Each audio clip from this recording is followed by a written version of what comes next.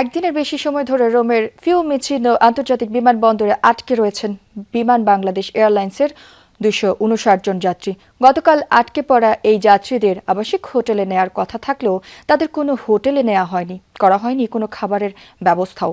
যাত্রীদের মধ্য থেকে সামাজিক যোগাযোগ মাধ্যমে দেয়া একটি পোস্ট থেকে জানা যায়, ঘণ্টার পর ঘণ্টা অপেক্ষা করেও কর্তৃপক্ষের কাছ থেকে স্পষ্ট কোনো তথ্য পাননি তারা। এমনকি কখন ফ্লাইট ছাড়বে সে বিষয়েও কোনো তথ্য যাত্রীদের এখনো পর্যন্ত জানানো হয়নি। শুক্রবার ইতালির স্থানীয় সময় সকাল 7:20 দিকে নিয়মিত জ্বালানি নেওয়ার জন্য রোমের অবতরণের পর উড়োজাহাজটি প্রযুক্তিগত ত্রুটি ধরা পড়ে।